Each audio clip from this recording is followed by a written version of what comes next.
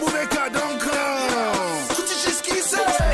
Yo, Zimbabwe, Mbirwi, hooray. Africa, we are T-Sangane. Let's come together with one family. Let's make history from today. JJC, I'm from Nigeria. It doesn't matter to leave anywhere, Gina. And if you have no fear, don't stand and stare. Put your fist in the air. All I wanna hear is we are Africans. We are Africans.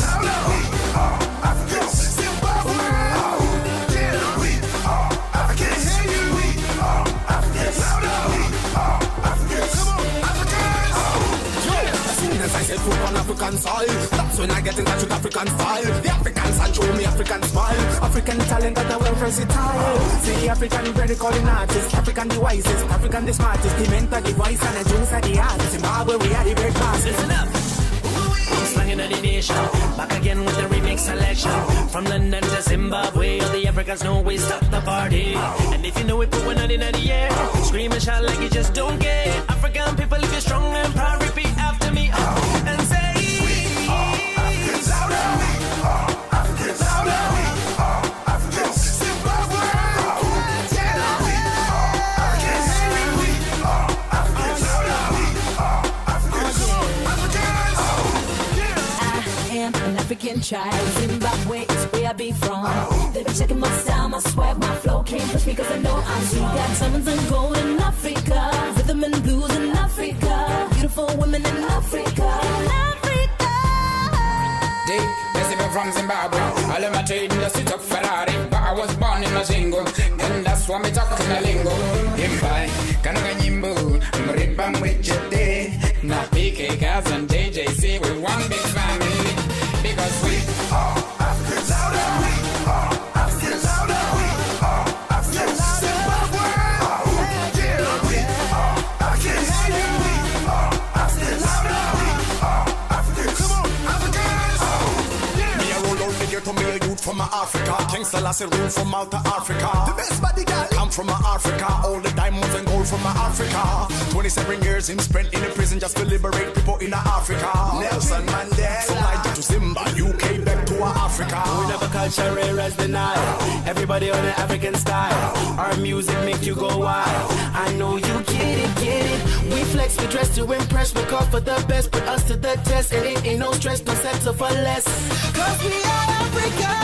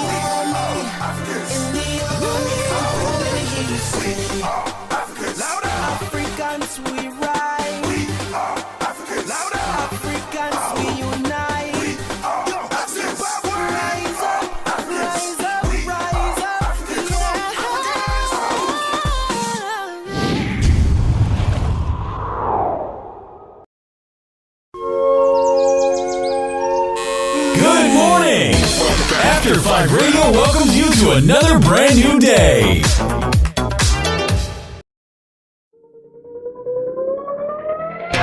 After5Radio. Anto Amy is who you're tuned into right now here on After5Radio on Tough Love and Giggles. After5Radio. These beats are hot. In the mix with the baddest DJ. Hey yo, this is your boy KDV Kudu the Voice, and you're listening to Tough Love Giggles with the hype lady Tano Emmy, all the way in Canada. Stay tuned to After5Radio. Now, here comes the music. Okay.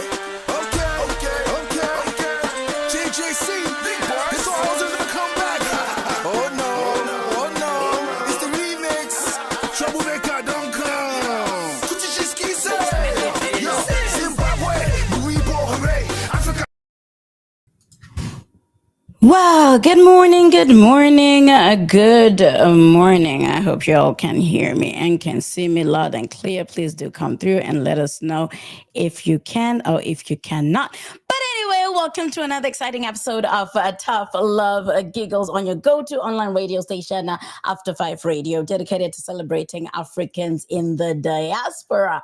I am your host, aka the Hype Lady, Miss Tando Amy, coming to you live all the way from Canada.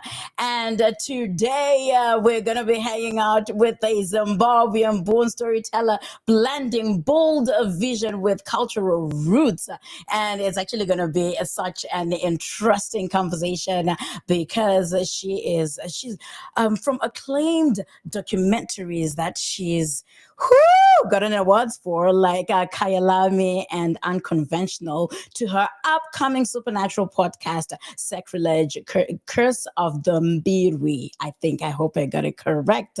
Denise Khumalo, aka African Spice Honey, is making waves across mediums. And today we have the pleasure to be hanging out with her. And we're so excited. It's been a long time coming, and busy schedules, and it's understandable because she's doing amazing in the public space.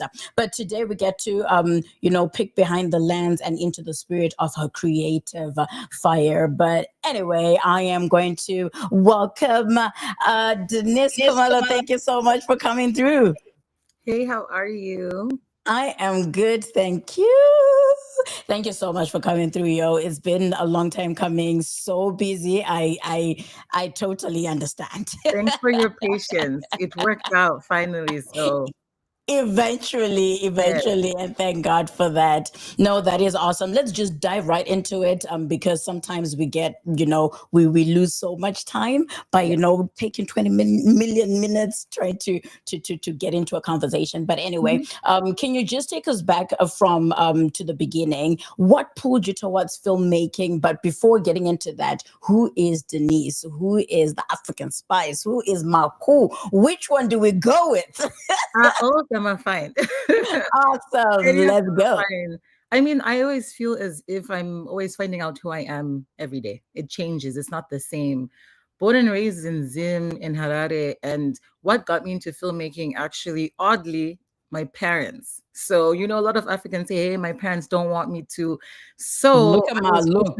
I was fortunate enough that, because my mom was on ZBC and she was on radio. She was a DJ. So she came from that like entertainment world. And so she would put us in shows and a couple of things. So I never thought of it that way, but I was immersed in the world. So I got so used to it.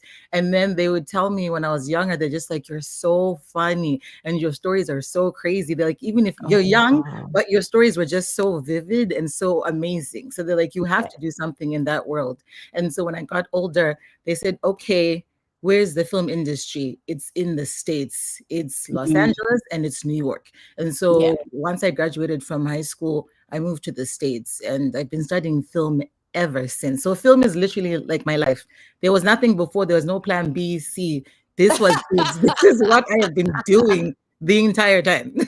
Right. And support is really, it takes you a long way more than anything, right? It kind of gives you the confidence to say, you know what, even if, let's not even look at it as failure, because eventually that's a learning curve more than anything. But if they're there to say, you know what, we're going to hold you as you go and we're going to support you, it just takes you a long way, to be honest. Versus somebody saying, don't do it. And then you're doubting yourself, right? Between what you're feeling versus, not being supported. No, absolutely. There's no way I would have been able to do it without, because starving artists we can be sometimes. And so there is no room to doubt, even though we do that. But just having them, even there are times I'm like, maybe I should stop. Maybe I'm this. And then my dad is like, you're the next Ava DuVernay. Don't do that. Like, you have to keep going. And I'm like, how do you know these people? But okay, thanks. You know what I mean? So, I know, right? Yeah. Oh, it's so interesting. So having that support system honestly has been just so helpful, because even when I do my documentaries, I reached out to my friends and they just came through and helped me when I was in Zim and when I'm here in Los Angeles. So just having a network, as they say, a tribe everywhere. So it's my people who keep me together. I cannot do this by myself.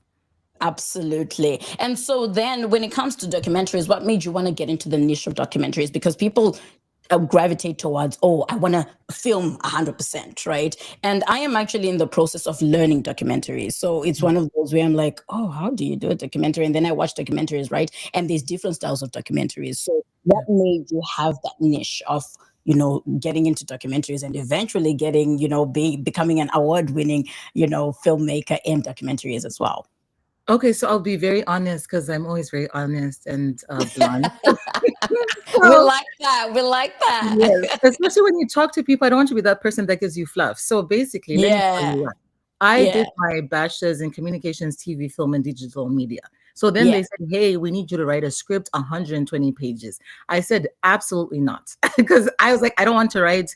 No, thank you. Is there another option? Then they're like, or you can do a documentary. So I was like, easy. I can do this. There's no script. Let me do it. It's not easy, but I thought it was easy because I didn't want to write a script.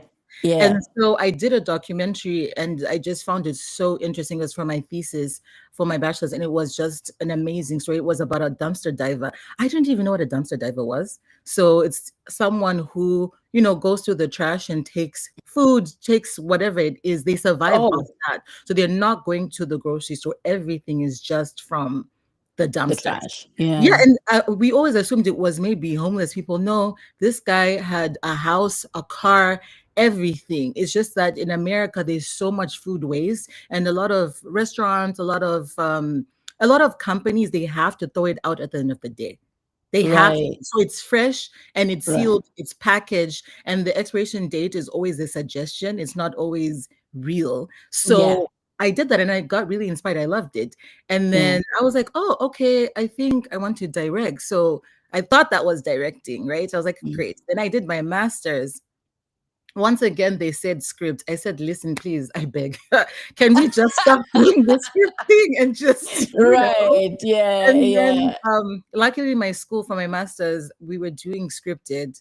And then they changed the next year because I did 2 years. The next year they said, we're offering unscripted. So they said, would you like to do it? You can be the guinea pig. So we were the first 3 students that actually said yes. Because once again, I was avoiding scripts. And then honestly, I fell in love with it so much because with scripts, it's beautiful. Like the language, the writing is absolutely beautiful. But there's something for me, documentaries are just so authentic because it's the person being their true self. And so there's something different about that. I love scripted, but I've been saying this for a very long time. This quote changed my life. So Samuel L. Jackson says that we go and watch movies to be entertained and we watch documentaries to learn. Once I heard that, I was like, oh yeah, that changed the game for me. So I love both scripted and unscripted, but there's something where you learn. If you watch a documentary, you can learn about people, culture, places, food that you've never heard of. So it feels as if you traveled there. So scripted can do that. I just feel closer to it. And I feel that as Africans, we're natural born storytellers anyway. You know what I mean? So I just felt like it came naturally to me. And so with scripted, yes, I do it. But unscripted is my baby. That's just my baby. I've been doing it for a long time. So that's where I feel the happiest. I feel the safest. I feel the best doing it that way. I love that because, one thing you've actually kind of validated, if I should put it that way. Validated is the whole idea of, you said as Africans, we're actually natural storytellers, right?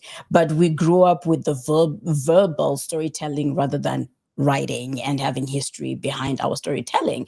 And the one thing I've actually learned in the journey, what you're saying is when I also, trust me, I'm the right, as in I write stories. I prefer scripted, funny enough. But then, like you said, I had it in my head when I said, I want to try something challenging, which is a documentary.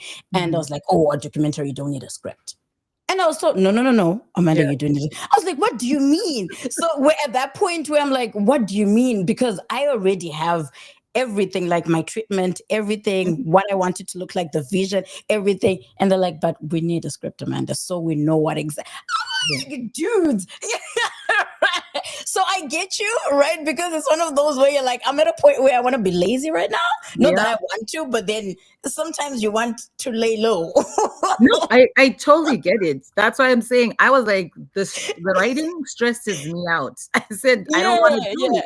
right? Yeah. But then I found out you had to, and I was like, but I thought, and then by doing it, Yeah. I just figured out I loved it. Honestly, people always say like life is hard, so pick your hard. Do you want script Yeah. writing hard? Yeah. Do you want Yeah. documentary hard? I pick Right. documentary hard. That's the hard that I pick. So there you go. Yeah, Really? that's the hard for me, but it also comes easy to me. So that's why it's not hard. I can sit and Mm, like write my proposal. I have no issues writing. I'm mm, good at writing, but writing a script, the dialogue is where mm, I overthink it. Like, oh, would they mm, actually say this is this, that? So then I get into my head and then it just takes me too long. And then the rewriting, and mm, then next thing I only have one page. So yeah. mm. I Oh, I do like it when that. needs be. If something really does inspire me where I want it to be scripted, but Yeah. if not, it's documentaries.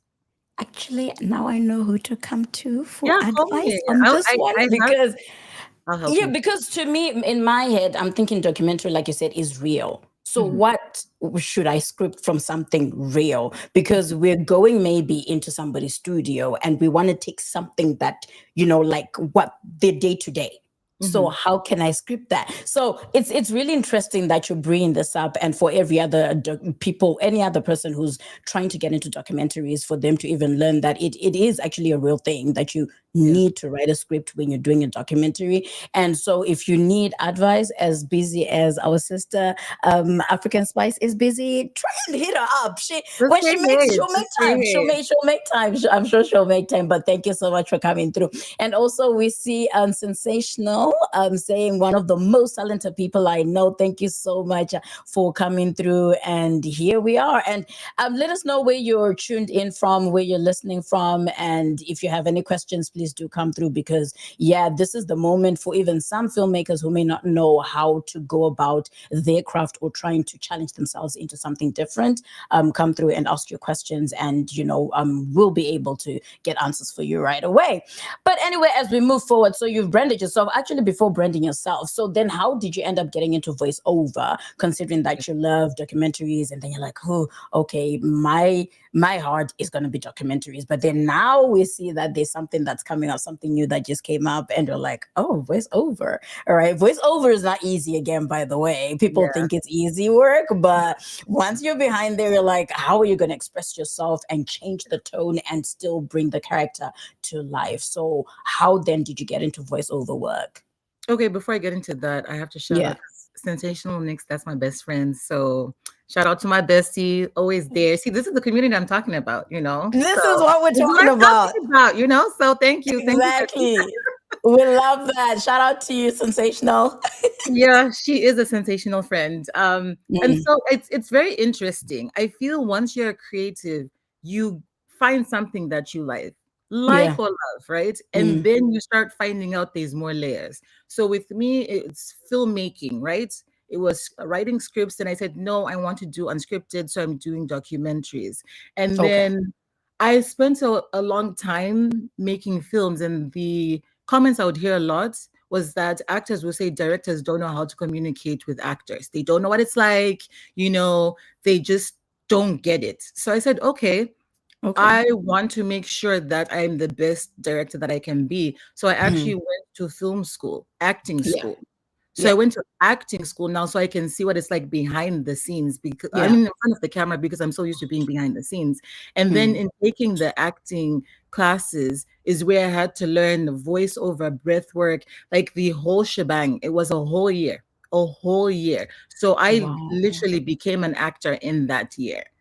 And Wow. so I learned so much from there. And then even Mm. just growing up, people would always tell me, but it's that voice, that doubt. People are like, oh, your voice is nice. It's soothing. It's this, it's Yeah. that. Yeah. So I've always been told you should do radio. You should try voiceover. You should try this. And I was like, my voice is all right. Because, what you hear and what people hear is two different things. So I'm like, my voice, I don't like listening to Mhm. my voice.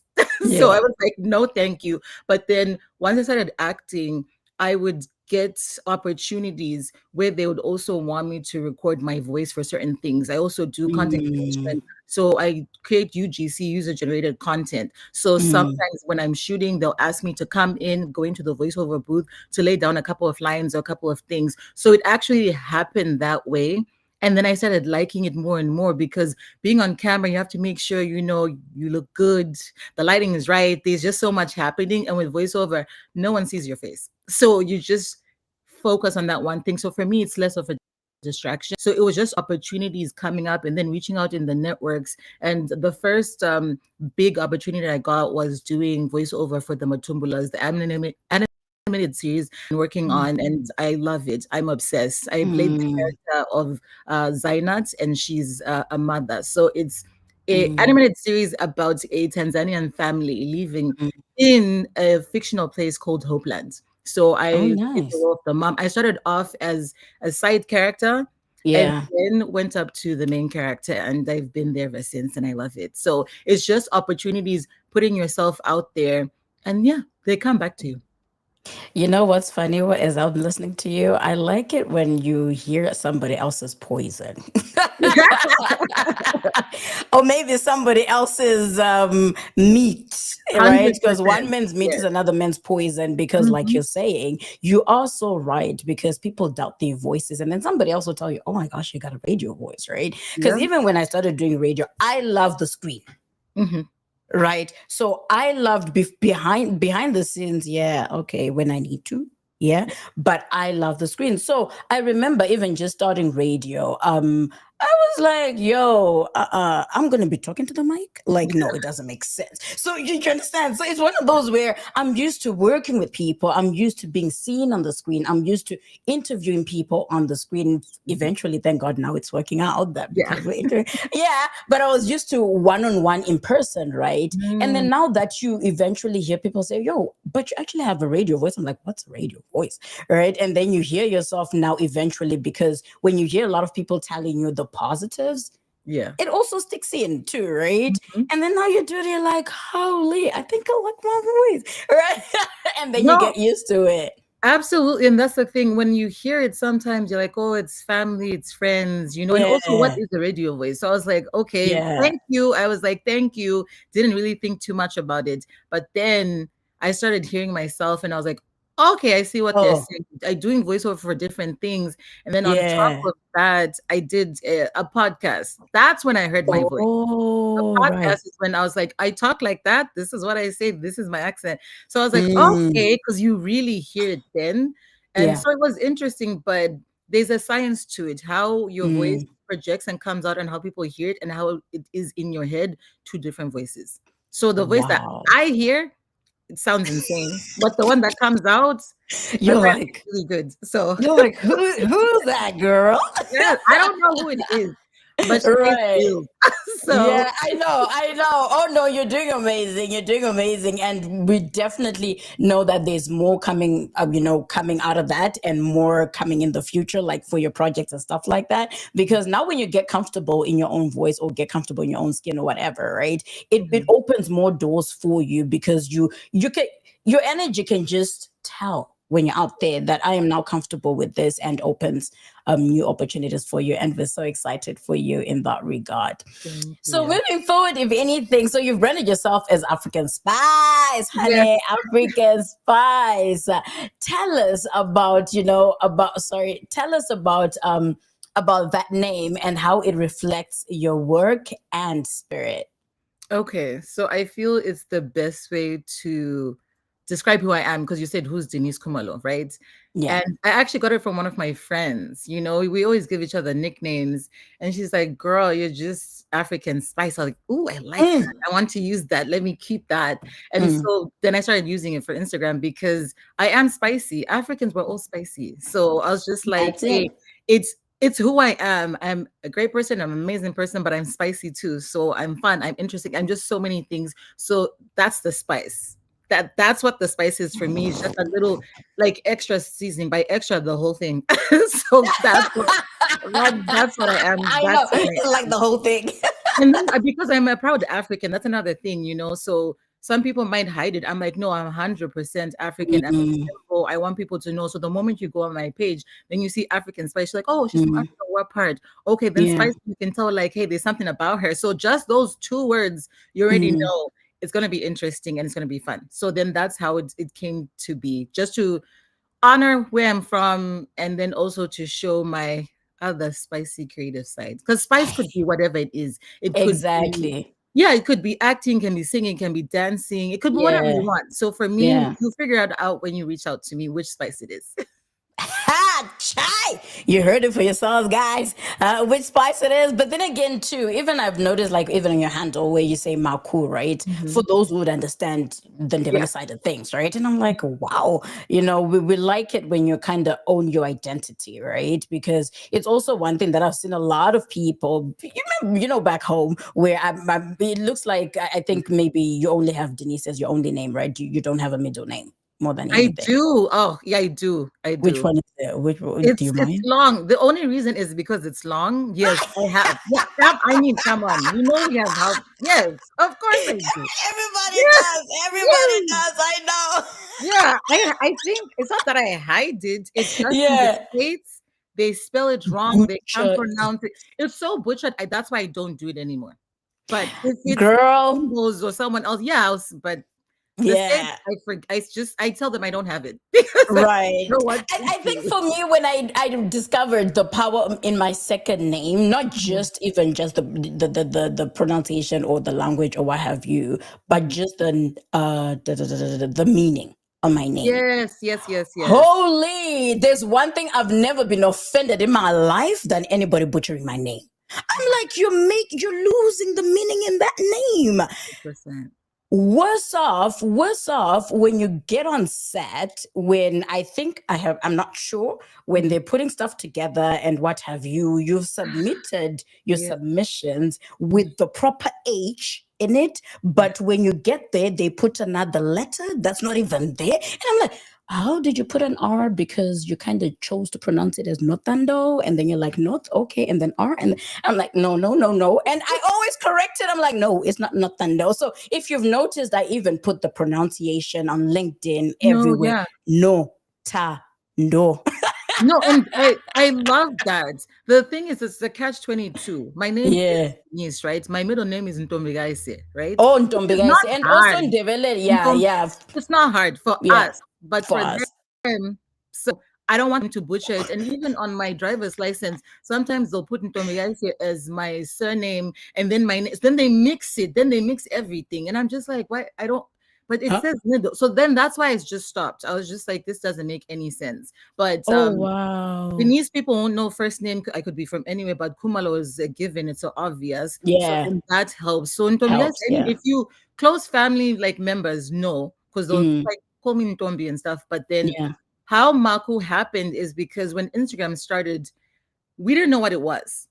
So I was like, I don't know if I want to put my, as they say here, my government name. I don't know if I want to put my true, exactly. Because I don't know. Is it that was when it just started? People were just posting pictures, and I'm like, I don't know what this really is. It's all about, yeah. So I was like, hey, don't know this platform, and so many places like apps were being created and disappearing. So I was just like, you know what? I don't know what it is. For safety, let me just go with Maku. Like I know what Maku is, but other people probably won't. And so if it's something that doesn't last, at least my name is not there, if that makes sense. Yeah. And then, I mean, it blew up and it's great. So now my problem is when I'm on set, everyone's like, oh, what's your IG? What's your IG? And then I'm like, Maku. And they're like, and then they remove the H. Yeah, they're like, but Denise. And I was like, yeah, it is Denise. Then I have to explain how it's Maku. And this whole, but I mean, as long as it's like Zimbos, they know, they're like, hey, so Maku, do you want me to call you Denise? So it's always like the other way around. So it's always interesting. But I love it. Like that was the choice, but the choice actually made sense and I'm happy about it. Right. Oh no, we love that. We love that. And especially us as Zimbos, we know, right? And we're like, yes, that's our sister right there doing it. We see her. We see her. And even when I saw, like, we'll get into the other one where I saw the rest of the Zimbos, the current project that you worked on with the voiceover. And people having to, own their identity as well. And, we're like, holy, I'm loving it. I'm loving it when Zimbos come together, especially in the diaspora. And, it's amazing, to be honest. So it's exciting. We're going to actually get into it later. But as we go now back into work and recognition. So your documentary, Khayalami, which means my home, for those who don't know and understand, was a heartfelt portrayal of Zimbabwe and received major recognition? Like, what gave you even the confidence of talking about your heritage? Because keeping in mind that this whole what you call it, being confident in where we come from, our roots and our culture, is now the norm, the new norm, our culture, the new big thing, where we know Africa is the next big thing. Hollywood is going back to Africa and what have you. So what was the heart behind that story and giving you the confidence to write, to get out with that story? That's a great question. What I wanted to say, because some people don't know, it was not cool being African, right? Can we address that really quick? Being African was not cool at all. They would make fun of you. You had to change your accent. They didn't understand, even though we spoke English. It was so frustrating to leave Zim, speak British English, and come to the States, and they're saying they don't understand me. I'm like, I speak the best English. So what?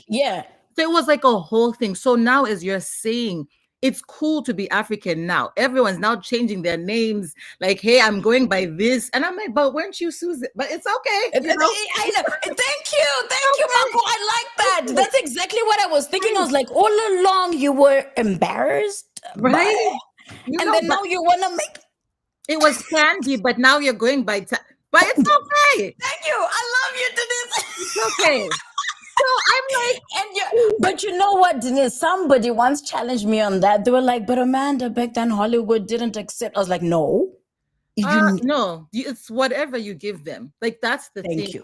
So for Orange is the New Black, Uzo, I remember she had an interview and they said, why did you decide to keep your name? Because, you could have changed it. And then she said, she was talking to her mom and she said, hey, she was crying because she's like, hey, people don't know how to pronounce my name, so I'm just going to go by something else. And the mom said, no, your name has a meaning. If they can pronounce Stanislavski and all these other big words, they can pronounce yours. They just choose not to. So you teach them how to pronounce your name. So your name is very important. You're not going to strip that from me at all, right? And so being African at the time was not cool, right? At all. Like, I just want to make sure I agree with you. I agree with you. It wasn't cool, okay? It wasn't. It was crazy. I tell you. So how that happened. So Khayalami actually put me on the map. I was doing my master's and I was doing my thesis, right? So once again, I'm a friendly person. I'm comfortable being on camera, but it's not my go-to, if that makes sense. I prefer being behind the directing, the producing. I like being behind the scenes. So now it's time to do my thesis. And so I'm based in LA and everyone was shooting something in LA. So it was like typical LA stuff. One is a gangster movie. One is a sci-fi in the desert. It was just very LA stuff. And so the best advice I got from one of my teachers is write what you know, because no one can do it better than you and you're more confident in it and you know it. So why would you try and do something else? So I said, hey, I'm going to spend a lot of money here in the States anyway, but I know my money can go longer in Zim, right? Okay. And I can show them something different because I was the only student who actually left the country to do it. So I left the country and the goal for me was I wanted to show Zimbabwe from my eyes. That was the goal of the documentary. I want to still tell the story myself, not from someone else's point of view, and then showcase that. So that was what I was going to do. As I was coming up with the script and everything, I wasn't even going to be in it. I just wanted to focus on my country and showing that. But I had great teachers. They were amazing. They said, hey, when it comes to documentaries, you need to have something that like hooks them. So if it's an animal documentary, it's about the animal, but you have to have a person. So the person is more engaging to interact with. So then it makes the viewers care more. And I was like, great, but I don't want it to be about me. I want it to be about Zimbabwe. And then I could get it, but we're giving you advice. And I was like, okay, fine. So what I ended up tweaking it to is that when I'm in the States, I'm not Black enough. So I'm not Black when I'm in the States. Like I'm told I'm not Black by everyone, right? Then when I go back to Zim, I'm not African enough. I'm not Zim enough. So no matter where I was, I just wasn't Black enough, right? And so that was a really interesting concept because I was born and raised in Zim. I only left after high school. So that was my formative years, right? And then now I've been in the States for my adult years. So to say that I'm not just because I left is crazy, but that's how people view it, right? And so the documentary for me was a self-discovery documentary where I got to find myself, because you're like, who's Denise? I knew who I was, but I'd been in the States for a long time. And so it was me like growing and shaping into a new person. So when I went back to Zim, I hadn't been, I don't remember the last time I'd been in Zim, but it had been a while. So it was also after a couple of years, so I could see things that I didn't see before. Because when you live there, then you go and then you come back, it's different. Yeah. It's very, very, very different. 100%. Yeah. So that's what the documentary was about. Just showing Zim through my eyes and then also just finding myself. Because I'm a city girl, Harare. So I don't really go like Ekai and stuff like that. So I wanted to show both sides because they always assume Africa is the middle of nowhere, the jungle. So I was like, hey, let me show you the city. Let me show you Ekai. Let me show you the rural areas. We have both. We have both. So that was the goal. That was the goal. As you can see, ladies and gentlemen, the spicy side of African spice. Choose your spice, choose your hotness or your level of temperature, whatever. But no, that is awesome. Having to be proud and showing from your lens. And just all right, when we come here, that's when we get to kind of appreciate everything that we took for granted when we're still back home, right? And you're like, yo, I actually didn't know this, right? And then you actually get to understand some of the ignorance, right, that there is out there to say, okay, now I see how you could be ignorant to knowing A, B, C, D. But if you're open to learning, it's another thing, right? Which is an amazing thing. And by the way, one thing I cannot see here, I don't know why, we'll talk to our developers again, is we just got a comment from Uncle Nico about saying, hello, Denise. Uncle Nico said, hello, Denise. I don't know if he's actually still on, but I just saw the comment right now on Facebook. Thank you so much for tuning in, Uncle Nick. But no, Denise, that is amazing. And congratulations, though, by the way, for even just the recognition of that, because like you said, there's no one who can tell our story better than we can. And you see, when, I don't know if you saw this other, it must be I forgot the name of it, man, where they were butchering our Shona. And everybody kind of it's on Apple TV Plus. And everybody got onto that. I'll send it to you. So I had to watch it because I saw it on Twitter when Twitter was still Twitter. And everybody was like, no, that's not our Shona. That's not even. And then when you watch it, you get frustrated because it's Americans trying to portray, yo. So they trying to portray Zimbos. So why wouldn't there was actually like a gang whatever from Zim in the movie. And I'm like, and in Zim we don't have gangs, but okay. That's why I'm just like, it just doesn't make sense. But it had to do with diamonds and stuff like that, which I mean with gold, diamonds. So I was like, okay, that part you kind of got it. But then, as storytellers, you're like, no, just stop, right? And you're like, oh, why? We need to get our own people. But then so I ended up doing my research to say, okay, this person does look African, but are they Zimbabwean? Are they whatever? But they're from South Africa. Right. So, but then again, you're like, why didn't you look for a Zimbo? We have talented Zimbabweans in LA, man. We have talented Zimbabweans in LA. And I was thinking of so many people who could have played that role. Call me, I'll give you a list. Exactly. We are here. I'll send it to you. To you. I'm so curious. Yeah. Oh God, it was hurtful because it's Zimbos where comment section does not disappoint on Love social the comment media. section. Don't even watch the clip. Sometimes run. I sprint to the comments and I just start crying. I'm laughing. It's so good. The comments. I need a show where it's just the comments. Because I know. I think somebody should write that. That is so hilarious, but no, I will send it to you. So as we move into Unconventional then, after Akaya, so you explored the lives of creatives and immigrants in LA, right? Because some people shun away from writing about immigration and immigrants and what have you for some weird reason. But you took the opportunity and the chance to say, I want to dive into it. And we're off in LA because LA is not cheap to live in to start with, right? Yeah, and You can't say cheap and LA in the same sentence. You can't even do that. you cannot, right? So what were some themes or revelations that stuck with you in doing that project? How I come up with my projects for me is simple. How am I Yeah. feeling in that moment? What story Yeah. do I want to share? Because that's what inspires me. Some people are like, hey, what are you Mm. working on? It's when I feel something, because that way Inspiration, it's yeah. more, it's more organic.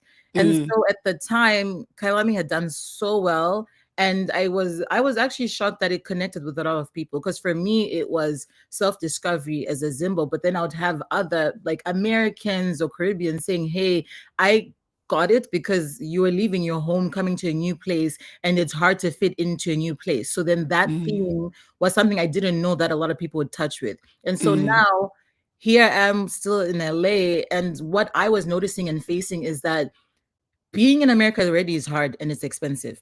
And then I'm in an industry that's overly saturated, right?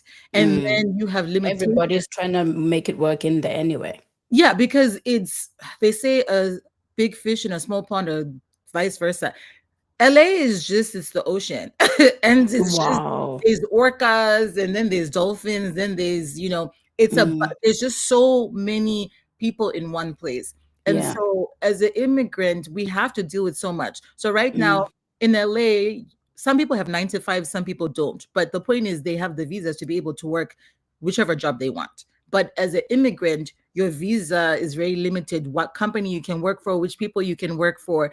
And so I was just like, I wanted to share that story with people, because they're Mm. not seeing what it's like. And people were so are always so focused about the end result. When you see someone on TV, you see someone on radio and they're famous, that's what you want to see. And I was like, no, I No. wanted to show people like myself who have unconventional jobs and Mm. show their journey from the beginning and give Mm. guidance to how they got there. So with Mm. unconventional, I had singers, dancers, actors, comedians, right? And Mm. they were in different stages of their lives. Some had just started, some were in the middle of their career, and then some celebrity status. I Mm. wanted people to watch that so that they can learn, hey, Mm. this is how it happened. There's no blueprint. When it comes to film, there's no Mm. blueprint. You can do whatever you want to do, but without Mm. guidance and just not knowing, it's just harder to do it that way. So I just wanted Yeah. to showcase immigrants and then different artists who are Right. today. And it was just such a great documentary, because it won a lot of awards for being a inspirational film, because it Mm. inspires you to keep doing what you're doing. Because as you Mm. mentioned, like sometimes you want to give up. So I was just like, hey, the pandemic was happening. There was so much happening. And I was just like, Mm.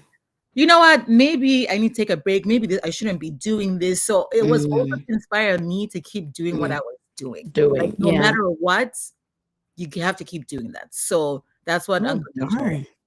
And keep in mind, like it also takes courage. You so much courage for you to even believe in your work, especially if you get moved and inspired by your surroundings, right? And say, okay, who's gonna listen or who's gonna, watch or learn from this? And kudos to you for that. And I hope a lot of people are learning from that. Being authentic too kind of pays off, right? Because of course some people love fiction, some people like it's as good as writing, right? Writing a Yeah. book.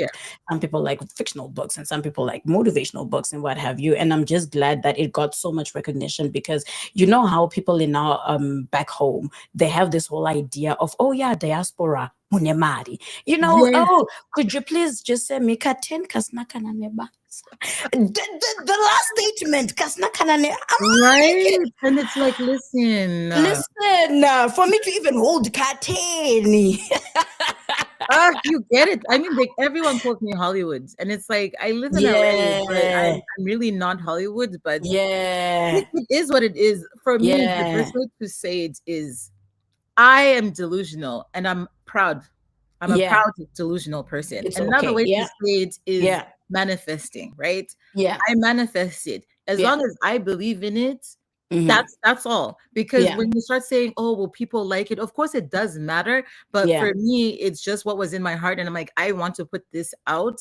Yeah. And it just aligns. That's how Yeah. it, for me personally, that's how it works. But Yeah. when you get into the politics in Hollywood, yes, like is there a famous person? Is there this? Is there that? There's so much that comes with it. And that's another reason why I prefer unscripted, because Yeah. there's too much politics in scripted. Yeah. I can write an amazing script and they'll say, oh, put Ningi because you know he's like famous here and this. And I'm like, but I don't want that. I Yeah. want the person right for it, like this Apple thing that you're talking about with the Yeah. show. I want someone who can portray the character well. Yeah. If Yeah. the person can't do it, I don't care how famous they are. I want Mm. someone who's going to give me life. So Yeah. that's Yeah. who I am. And Yeah. how it's supposed to be. Done. Exactly. Or I just don't want it. I just don't want it. Exactly. That is awesome. So having your work stream on platforms like Amazon Prime, Kweli TV is huge. Not a lot of people are familiar with Kweli TV, but a lot of people are familiar with Amazon Prime. How does that visibility influence your storytelling or your mission? I mean, it's a huge thing for me because yes, everyone can make films, but will your films go somewhere is the question, right?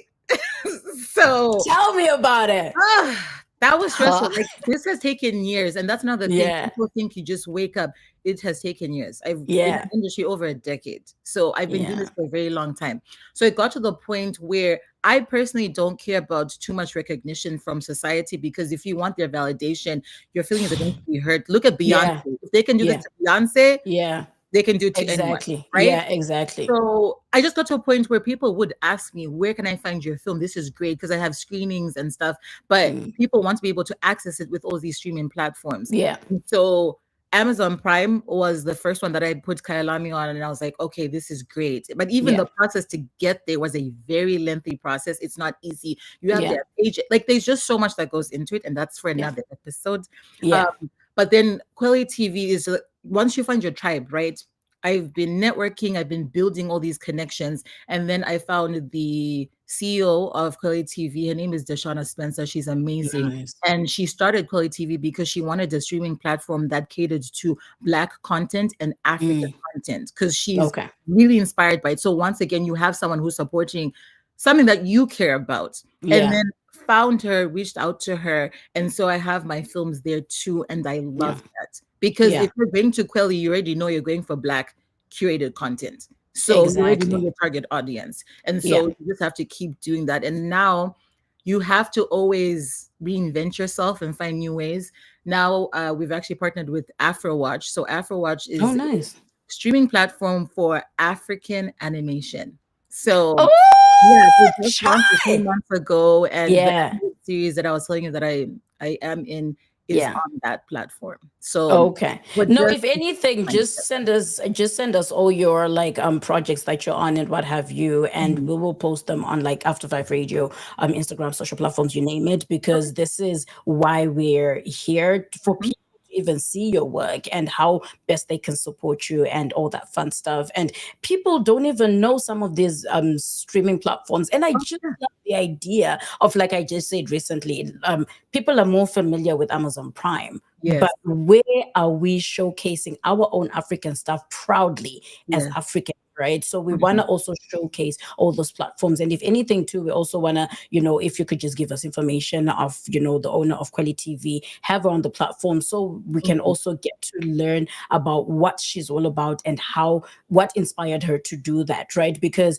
it's so amazing being around people who care about what you care about as well, right? And it pushes you to do more and say, you know what, we want this platform to grow as well with my journey, right? So that is so amazing, and we look forward to more of that. So as we move forward to, the new roles, Sacrilege. Ha! Chai! Okay, Sacrilege, the curse of the Mbirwi. So when I was watching it, one thing I didn't know that I'm learning too, I even asked one of the cast members, the one who was part of the project as well. I was like, dude, I've never actually, tell me what this is all about. Like, as in, it's going to be on Audible. How is it Audible? Is like, how does that work? How do you story tell like on Audible? So it's something that I'm also learning. I didn't know about it. And he tried to give me an example of it. I never used to listen to radio like that when I was back home. We only listened to Radio 3, where we would listen to Western music, the Beyoncé's in them. So now You see what I'm telling you about? Where I'm like, now we get to appreciate how it was back then while we're here, right? And so let's talk about, Sacrilege. You featured like in the cast of this Healing Supernatural podcast. How did this opportunity come about? Oh, because of my lovely Zimbo squad. So Yes. I've been in LA for a very long time. And when I got here, I was like, I don't know any Zimbos. So I met a Zimbo who introduced me to all the Zimbos. So now we have a WhatsApp group that we have. So anytime someone's doing something, events, anything, we throw it in there. If we see someone posted something, we're always there to support. And so someone referred me for the role. It was a Zimbo. And so I actually didn't even know all the Zimbos were in it until I saw the post. Because when it comes to you know what it's like when you're filming, you're not always filming together. You might film with one or two people. So I actually didn't know until I saw everyone and I was like, this is amazing. So I started dishing. I'm like, hey, girl. Hey, I didn't know, honestly, like 50% of the people were in it because I only worked with, the day I went in, I think it was 2 or 3 Zimbos. So to see all the other Zimbos, I'm like, hey, I was just so proud and so happy for all of us. So I can't wait. It's coming out May 29th. It's officially dropping on Audible. And I can't wait to hear it too. So I'm really, really excited. And that's the thing. It's new. It's new for me too, as well, but it's an audio book. So basically you're talking and it's happening. That's just what it is. Now you've made it easy for me to say it's an audio book. It makes sense in that way. Perfect. It's that's the easiest way. It's an audio book. So the same way you have a script, you're just reading it as it is. That's audio. Okay, perfect. Because one of the cast members couldn't explain that. If you say that it's an audio book, like you've made it easy for me. Okay, perfect. We like that. So yes, this is so exciting. May 29, guys. We're gonna get links. We're gonna get everything. You already saw that we've posted even on our Instagram and everything, just to share what's coming. The amazing Zimbos coming together in LA, and we're like, yo, the same way Denise was excited is the same way we were excited to see them come all together. So definitely May 29th. I look forward to that. So what can you tell us about your character without giving too much away, of course, because it's gonna be a surprise, which is difficult, I know. But what drew you to the project, really, other than just Zimbos coming together and having to say, this is a yes for me? So I'm rooting for everybody Black, like Issa says. Everyone Black, I'm there. And I actually was kind of nervous, I'm not going to lie, because I'm Debele and my Shauna's not, like, my Shauna, it tries. It's okay. So I was like, no, so I had to call my best friend because she speaks Shona. I'm like, listen, I'm auditioning. Listen to this. How can I pronounce this better? So that's another thing. You also, second guess yourself. I saw this script and I was like, oh, this is because it's different. That's the thing. I am a documentary girly. And then if it's scripted, I like drama and comedy. And then this is kind of like psychological thriller, folklore. So this is something that's not usually in my wheelhouse, but they always say, do what scares you. So I'm just like, is my accent enough? Are they going to come for me? How am I going to feel? And so my character, I can't say too much because I'm that person who actually like says the thing I'm not supposed to say. But my character is I'm that person. That's why I'm like, my life. And I don't want to get into trouble.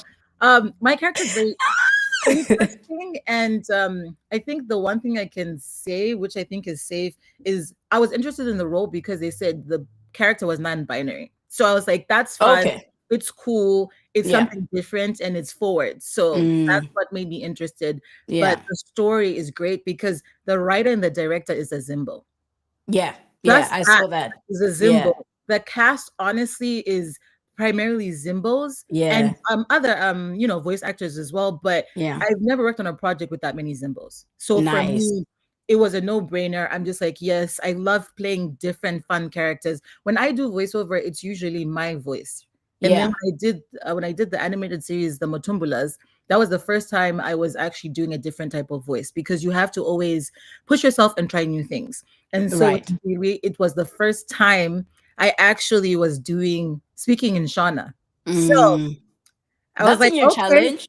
I was like, new challenge unlocked. I was like, Yes, we like okay. that. Yeah. I'm like, if I can do it, then who else can, Because Yeah, when you're that's from the true. country, the inflections, there's little things that, yes, you can study with a dialect coach, but sometimes you just know when someone's from the motherland, when someone's not. So Absolutely. I was like, yeah, I'm repping for my people. But it was so fun. It was so much fun.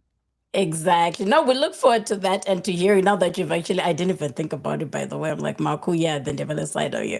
And I think for me, I don't think about it because I'm bilingual, so I can speak both. I can switch. And people are like, how are you able to switch? Like in the middle of a conversation, I can even include like, I'm like, oh, I don't know. Well, I that's grew up like that. talent. But with me, my friends growing up, it was always one. It's either you spoke Yeah. only or Shona. I mean, you could understand. So I understand both. Yeah. But I went to when I went to high school, I had to read, write, and speak Shona. So I would say my Shona is good, but my Ndebele is only from my parents, only speaking like parents, family members. So can I read Ndebele? Do I understand it? Yes, 1,000%. But I don't know. No, I get you. Trust me, because I actually in high school I didn't do Shona either. It was like the first 2 years, and then you get to choose whether you want to do literature or Bible. What do you call it? I don't know, religious studies or whatever, right? Exactly. And then eventually I chose literature, being an arts person, right? And so. Right, and then Shona, and then if those want to stick with Shona, you can stick with Shona. So literature was like storytelling, honey, So it's one of those where even like my Ndebele side as well, it's spoken. I wouldn't know, but writing for some reason I don't know how I learned it. I don't know how, because I've always been so curious when it comes to anything that I do in my life, right? So even writing, if I get frustrated reading long Shona paragraphs or long developed paragraphs, but give me like a short paragraph. It's like, oh, okay. And then I still get the context, right? But then at the same time, when it comes to speaking, I don't know. It's just a switch. It's just. I love that. But no, we'll speak it as much because here there's not. Honestly, it's mostly, I've been saying it, it's mostly Shona people in LA. In LA, people, no. So everyone's speaking Shona all the time, which is great. And I'm like, where are my Ndebele people? Where are they? I mean, but you end up losing it. I agree with you, because sometimes I don't even know some of the words. It's like, am I saying it the right way, right? Yeah, and I started doubting. I was like, I'm doubting. I'm like, is it this? Is this? Is it that? So and then it starts throwing me off. And then in LA, it's a lot of Spanish. So then I'm like, my Spanish is better than. It's a lot. When you're speaking a lot of languages, it's just very interesting. That is awesome and funny, and I get you. I totally get you. Identity is like, okay, where's this life taking us? But as we're about to round off and what have you, talking about creative insight and process, what is the one lesson that the industry has taught you that you wish you knew at the start? Because like I said, for me, it's one of those where I'm like, I didn't know this, I didn't know that, I didn't know this. But no, seeing you left Zim primarily for film with all the support that you had, and then eventually getting into school for it, and then eventually thinking you've got it, and then you learn more, and then where you are right now, what is it that you now know now that you didn't know then, and that you're like, wow? Okay, and then, like I said, I'll be very honest that it's not what you know, it's who you know. That's it. That's it. Like it's I know people might want it to, it's that simple, because in Hollywood, you can have a PhD and not get hired. That doesn't guarantee anything, like nothing. Are you serious? If Ningi knows someone from here, you went to a party and then they liked you and they think that's it, and then you're hired. That's it. So that's what I've realized. Talent doesn't matter. Unfortunately, you know what? This is why we see people on TV like, really? It's like, why did they pick that? That is how it's a sad truth, which is not fair, because as Zimbos, you're taught you have to work hard, and achieve your goals by hard work and dedication and consistency. So I got my bachelor's, I got my master's. I had my master's degree, and they wouldn't hire me with a master's in film, because they were like, you don't have the real film life experience. And I was like, but I just graduated. I was like, where am I getting the experience from? So it was so crazy. So you have to And start from the bottom. considering where we come from, right? Where we come from, Zim, you have to be educated for you to be Exactly. recognized and for you to get ahead in life. Out the window. That's the thing. It's so hard being from Mm, Zim. Then you come here, the rules are so different. different. And then film is just a different one. The best Beast. example is Quentin Tarantino used to work at Blockbuster. So he used to just watch TVs, like movies all the time. And he watched it so much, he learned how to make movies by watching. No education, nothing. Just watched movies. That's how Mm, he made it. Do you see what I'm saying? Ava mm, DuVernay, she only started, I think, in her late 30s or 40s, is where mm, she said, hey, I picked up a camera and I started learning how to be a filmmaker.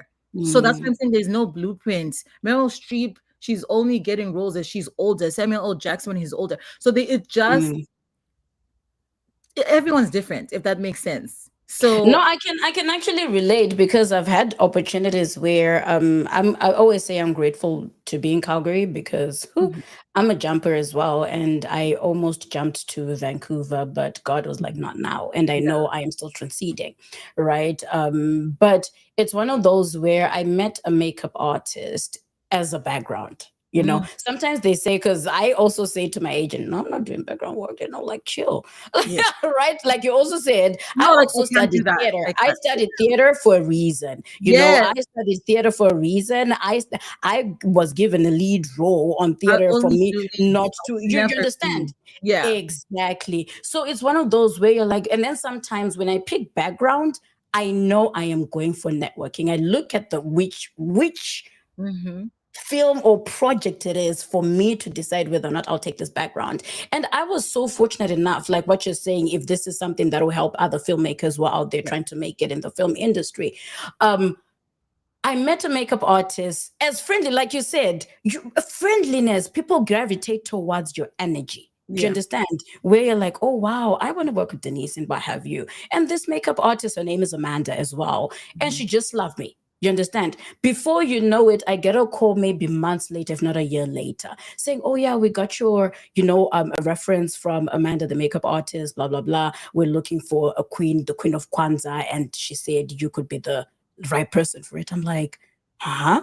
And I'm thinking, I just worked with that person one day and we kept in touch. Yeah. That's another thing too. When you make connections, don't make them to get something 100. Just from make them. it to make. That's Make it. genuine connections with Yeah. people, right? And people get to learn your aura, your energy, what kind of person that you are. And before you know it, you land a lead role. So for me, it's one of those where I didn't expect it, but somebody references you and they end up giving you pointers. Or when you're doing your audition, do it this way because this is what they're looking for. And what have you? It's who you know, regardless of. And thinking that I only have theater background, I don't have television background.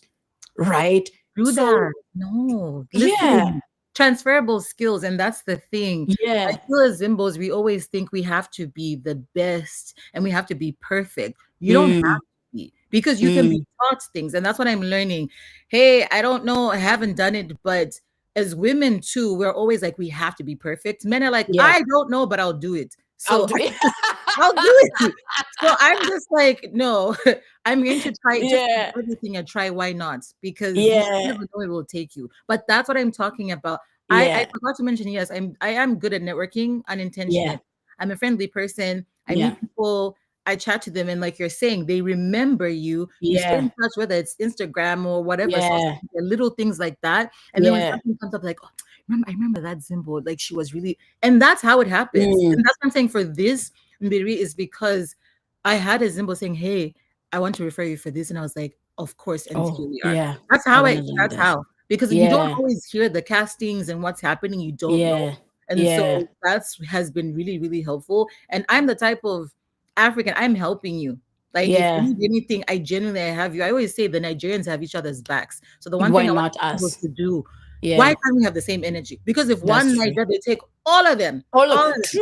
true, and that's a good example, to be honest, because you see, and Fact, what's right? yeah, it is a fact, and I just hope one day like Zimbos could leave that way. But I'm sure with with the way that we're actually bringing out and so much talent that other people don't know, people are actually kind of catching on. And with through even After5Radio, I've seen people actually eventually going into people's DMs. Oh yeah, I saw you on After5Radio. Can we talk on what have you? And this is what we want, right? This is our goal, where people can network, people can find common goals and then work together. And before you know it, magic will come out of that, right? 100%. And we just love that about you. But before we now finally almost at the end, where fun stuff. We love fun stuff. And here's one thing that I thought I should ask. I find myself saying some Zimbo words unexpectedly. Oh, okay. I feel like I'm gonna fail, but let's do it. Right? No. It's just a question where what's one Zimbabwean word or one phrase? The Vele side of us is the Vele. When you least expect it. But, right? So what one Zimbabwean word or phrase do you find yourself saying all the time or unexpectedly, especially even in LA? Like, right? And then you remember, by the way, I'm talking to our people. Yeah, it's so bad. I can think of 2 words. Yeah. Well, I don't even know. So one is sis, like, sis, man. So I don't know. I know it's a throwback. I don't know why. Yeah, like yeah. And then you have to explain. And then I don't know why growing up, like people say worried, right? So worried means I don't care. Yeah. But it literally means you care. So it sounds like, hey, do you see worried, man? I don't care. Like, so, but people don't get it here. So when I say I'm worried, like, what are you worried? I'm like, no, worried means I don't care. Like, I'm worried about that. Like, you know? Yeah. But then my favorite one is Futsek. It's my favorite. That's my favorite one. You can never go wrong. I know.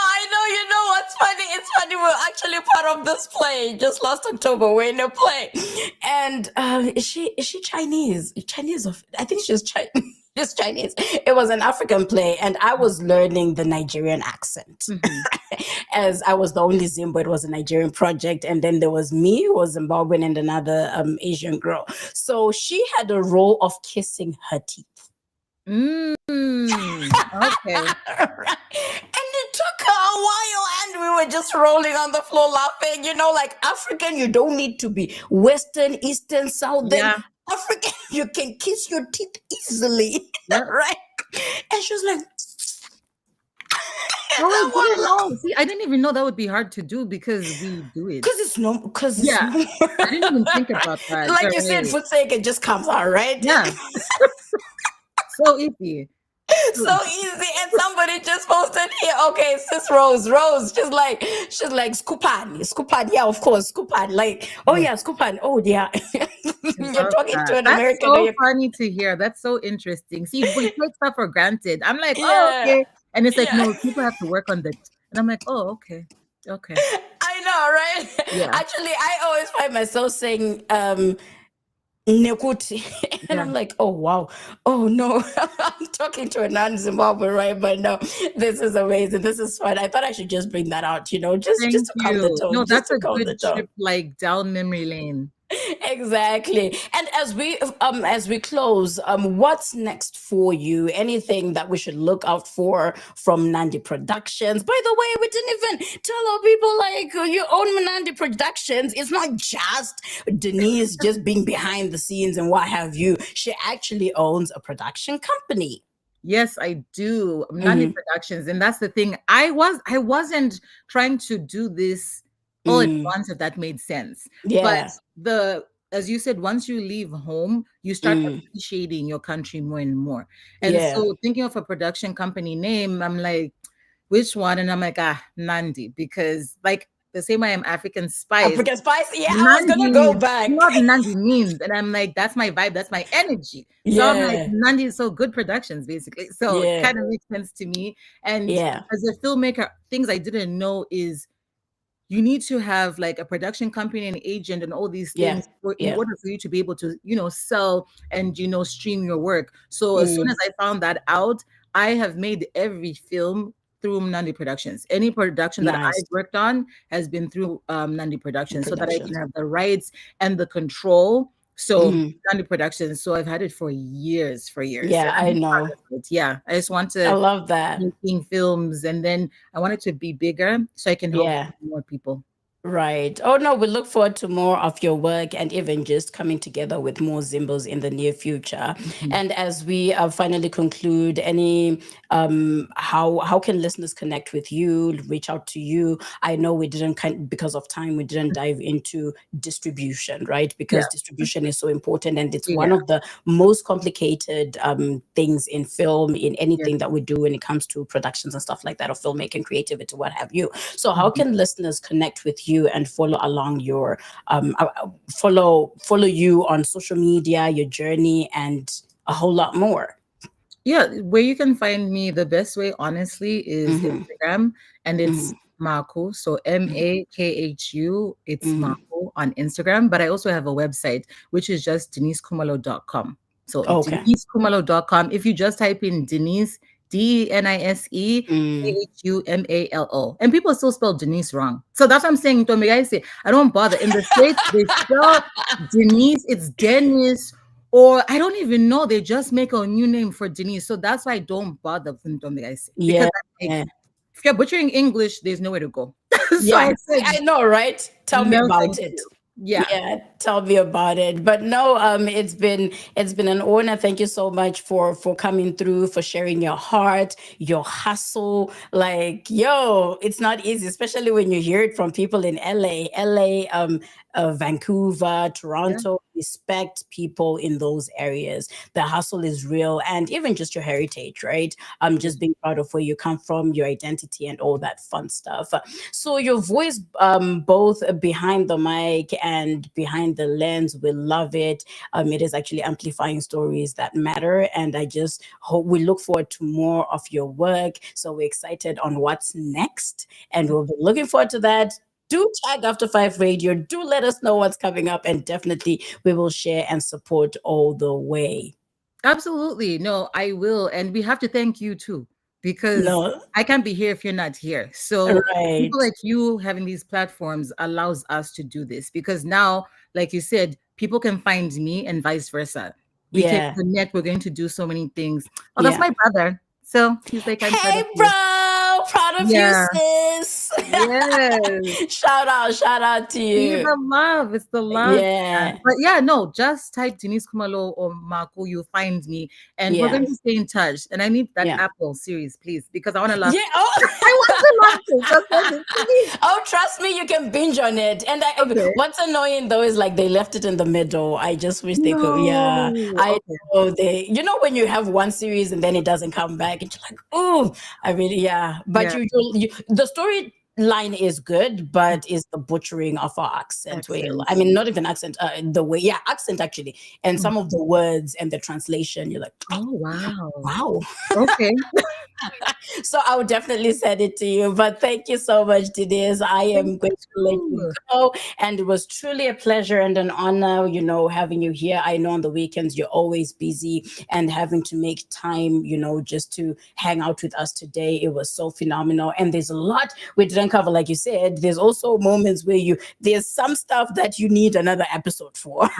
100%. So much to say, so much. Exactly. But the good thing is we've kind of given people a hint of who Denise is and how, your journey, how you've gone through it and what have you. And people kind of have an idea of, oh, I think I can actually connect with Denise and learn about ABCD based on what she said on After5Radio. And our sister Rose is like, oh, bravo, we love her. She's amazing. She's based here in Calgary as well. Very supportive as well of all the Zimbos who are doing amazing out there. Shout out to you, Sister Rose. But thank you so much, Denise. Okay, thank you. I will let you go. But anyway, to all our viewers, thank you so much. We had the opportunity and pleasure of hanging out with the lovely Denise Khumalo, also known as African Spice Honeys. As you can see, just follow here are her IG. Here's the IG handle, Makhu, or even Denise Khumalo on all streaming platforms, or denisekhumalo.com on her website. That's where you get to see all her work and everything else that she's done and yet to come.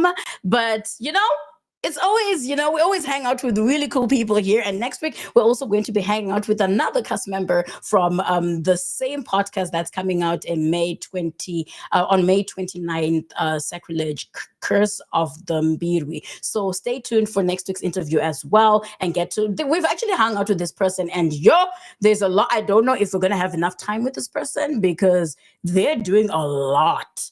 And I can't even keep up with their work. So I was like, you know what? We need a catch-up moment. And at the same time, it's a good opportunity to hang out with them because of the upcoming project that we've just spoken with Denise on right now. And they're also part of the cast and crew and what have you. So do stay tuned for that one. So thank you so much to all our amazing listeners and viewers for tuning into After5 Radio, your favorite online radio station celebrating Africans in the diaspora. If you haven't already, make sure to subscribe to our YouTube channel, After5 Radio. Hit the like button and share this episode with your friends because there was so much information to share with the lovely Denise, and we didn't even have enough time to get into a whole lot of things like distribution and what have you, because she's the right person to learn from, seeing that she's also had her work put on Amazon Prime as well as Quality TV.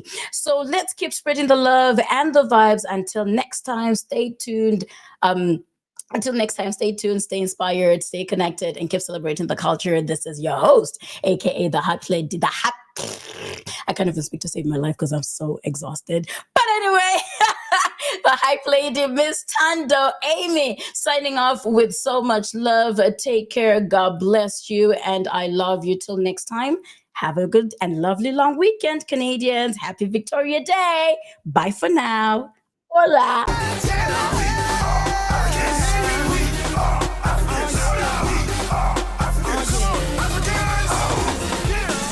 An African child, Zimbabwe is where I be from. They be checking my style, my swag, my flow. Can't push because I know I'm sweet. Got diamonds and gold in Africa, rhythm and blues in Africa, beautiful women in Africa. They from Zimbabwe. All of my trade in the street of Ferrari, but I was born in Mazingo, and that's why me talking a lingo. Imbai, kananga nyimbo, mripa mwichete. Na PK, Kaz and JJC, we one big family. Because we are Africans. We are Africans. We are Africans. Zimbabwe. Yeah, we are Africans. We are Africans. We are Africans. Come on, Africans. Me a roll out the ghetto, me a youth from Africa. King Selassie rule from out of Africa. The best body girl come from Africa. All the diamonds and gold from Africa. 27 years him spent in a prison just to liberate people in Africa. Nelson Mandela.